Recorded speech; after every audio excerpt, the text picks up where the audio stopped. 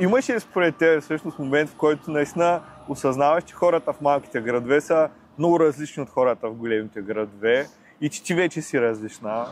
и че трудно се вписваш? Има го това, защото живота в по-големия град ти позволява една анонимност, а тази анонимност ти дава и свободата да си живееш живота така, както импулса в момента ти го диктува. Докато в по-малкия град тук такава анонимност няма. Дори и за мен повечето хора да са непознати, осъзнавам, че за тях аз не съм толкова непозната. И в един момент, колкото и така да съм се била в гърдите, не ме интересува, започнах да попивам това да ме интересува какво ще кажат другите, което пък доведе до другия момент на тези мои лични вътрешни противоречия, с които вярвам, че успявам да се справя, защото години ми трябваха да си го изградя това,